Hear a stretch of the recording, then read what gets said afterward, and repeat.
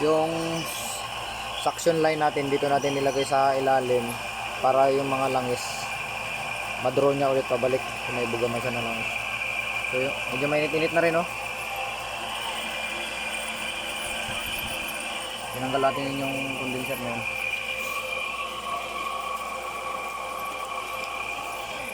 Kaya ganun kalalaki yung ice po. Kapag lang laman talaga. Ang drifted. Nag-ayos na nga, oh. Pero ihalo kasi yung patisang kilo. Ang drifted lang. Saan to galing? Sa kanila? So, kung 1.6 siguro, Yung isda? ay 1.5 lang. Baka mag 120 talaga yung isang freezer mo. Mga ilang ano na to nag-aandar? 10 minutes? Nabidikit na rin, da?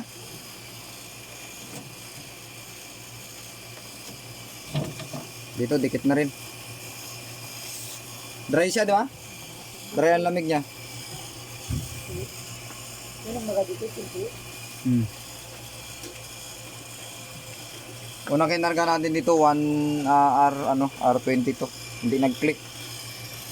Ganito lang, anak, magdila pa. Yan, nilagyan ko na rin dyan sa ilalim. Para yung ilagay na fan dyan na mapais niya pa.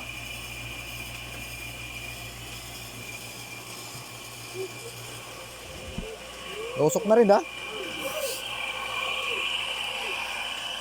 So, ang suction pressure natin nasa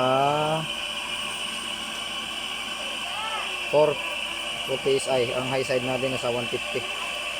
So, dagdagan pa natin yan. Paabutin natin ng mga 12 hanggang 15.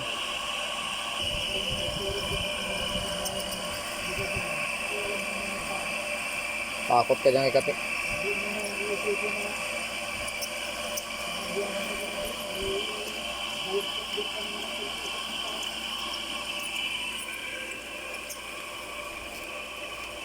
Isang kilo to.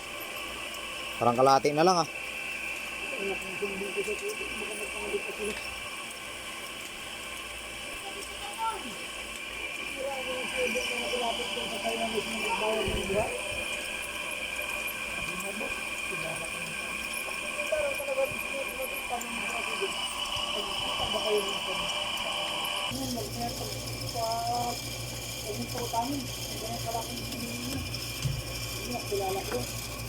So ayos dito.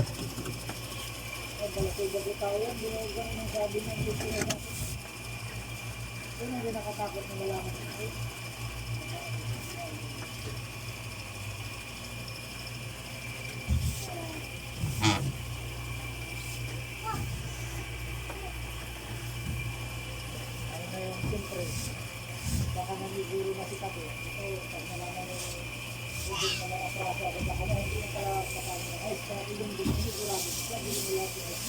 Oo. Kaya tawag na siya din, hindi na rin kung bigyan ni Kato.